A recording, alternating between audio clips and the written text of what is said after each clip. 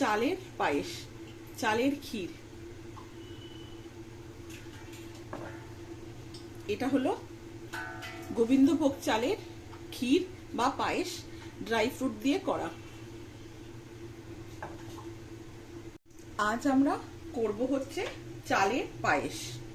চালের পায়েস করার জন্য, পায়েস যখন বলছি তখন অবশ্যই ভাবে দুধ লাগবে। কি কি লাগছে আগে তোমাদের বলে দিই। সেখানে আগে আমাদের দুধ লাগছে, চালের পায়েস মানে গোবিন্দভোগ চালের পায়েস। তার সাথে লাগছে হচ্ছে চিনি, অবশ্যই ভাবে চিনি তো লাগবেই। তার সাথে লাগবে হচ্ছে কাজু কিশমিশ, দেখে নাও কাজু কিশমিশ, গোটা কাজু আর কিশমিশ নিয়েছি, ভাঙাও নিতে পারো, কোনো ব্যাপার না। তার সাথে লাগবে হচ্ছে ঘি, তেজপাতা, অবশ্যই ভাবে একটা তেজপাতা, আর আসল জিনিস যেটা সেটা হলো গোবিন্দভোগ চাল। গোবিন্দভোগ চাল দেখে নাও, এটাই কিন্তু মেইন ইনগ্রেডিয়েন্ট। এটা লাগবে। প্রথমে আমরা গ্যাস অন করে দুধটা জাল দিতে বসিয়ে দেবো বা ফোটাতে বসিয়ে দেবো। কিভাবে বলবে তোমরা আমি জানি না, জাল দেয়া ফোটা, দুধটাকে আগে ফোটাতে বসিয়ে দেবো। 1 ফুট যখন হবে তারপরে কিন্তু আঁচটা কমিয়ে দেবো, সেটা হোক আগে। দেখো আমার দুধের কিন্তু 1 ফুট হয়ে গেছে, আঁচ বাড়িয়ে 1 ফুট করে দিয়েছি। এবার কিন্তু আমি আঁচটাকে কমিয়ে দিয়েছি। এবার এইভাবে কিছুক্ষণ কিন্তু দুধটা শুকোবে, মানে একটুখানি গাঢ় হবে দুধটা, একটুখানি গাঢ় হবে। তারপরে আমরা চাল, মিষ্টি সবকিছু এক এক করে দেব। দেখো উতলোচ্ছে যখন দুধটা, আমি কিন্তু এতে আমার চালটা আগে দিয়ে দেবো। কেন? চাল সেদ্ধ হতে সময় লাগবে। আমি কিন্তু এতে আগে গোবিন্দভোগ চালটা দিয়ে দেবো।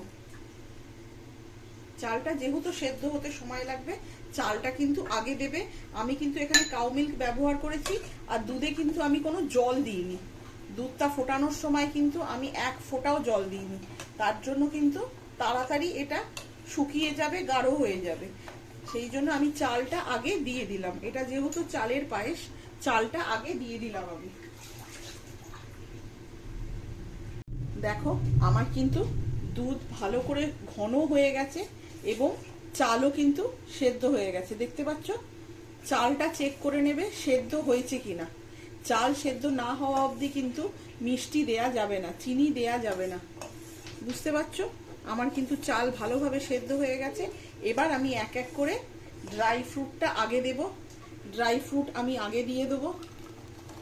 তোমরা ড্রাই ফ্রুটটাকে কিন্তু একটুখানি ঘিতে ভেজে দিতে পারো, খুব ভালো লাগবে। কিন্তু তোমরা ড্রাই ফ্রুটটাকে অল্প একটুখানি দেখো ঘিতে ভেজেও কিন্তু দিতে পারো।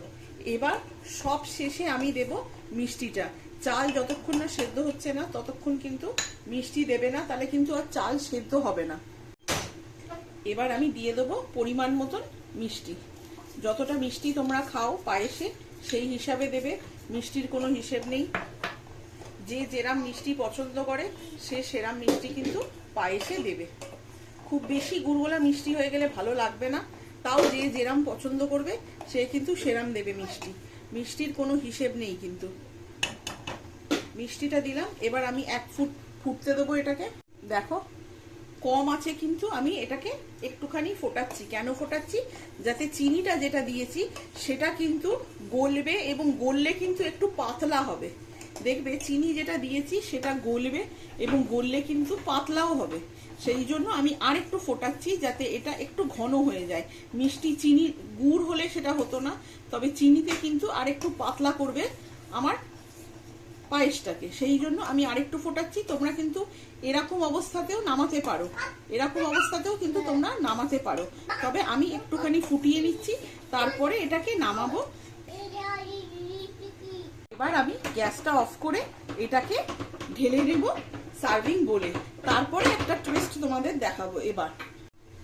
এবার একটা ছোট্ট প্যানে, এরকম একটা মিনি প্যানে, পোচ বানাবার যে প্যানগুলো হয় তাতে অল্প 1 চামচে মতন, বেশি না, আমার যেহেতু ইয়েটা বেশি নেই পায়েস, 1 চামচে মতন আমি এতে ঘি দিয়ে দেবো।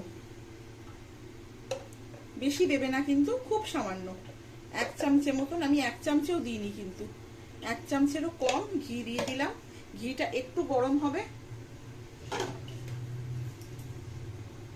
খুব সামান্য ঘিটাকে গরম করবে, বেশি গরম করার দরকার নেই।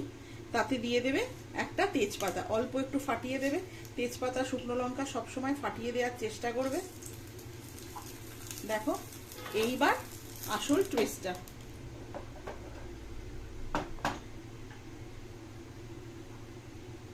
এই যে পায়েসটা, তার উপর দিয়ে দেবে এইটা।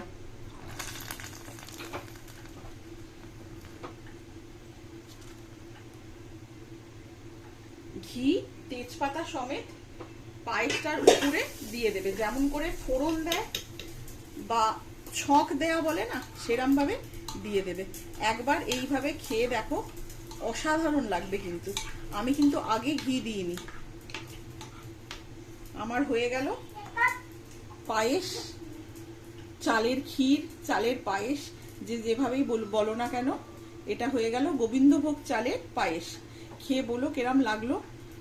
আমার মনে হয় ভালোই লাগবে তোমাদের খেতে। এটা একটুখানি টুইস্ট দিয়ে দিলাম, আর কিছুই না।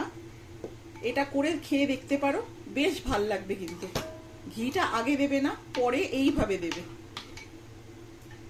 আজকের জন্য এইটাই রইলো, তোমাদের জন্য শেয়ার করলাম আমি চালের পায়েস, গোবিন্দভোগ চালের পায়েস, চালের ক্ষীর, যে যেভাবেই বলুক না কেন।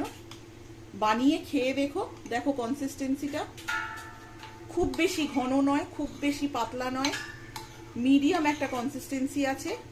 একবার খেয়ে বানিয়ে খেয়ে আমায় জানিও কিরম তোমাদের লাগলো। আজকের জন্য তাহলে এটাই রইলো, পরের দিন আবার নতুন রেসিপি নিয়ে আসবো। চালের পায়েস, চালের ক্ষীর, এটা হলো গোবিন্দভোগ চালের ক্ষীর বা পায়েস, ড্রাই ফ্রুট দিয়ে করা।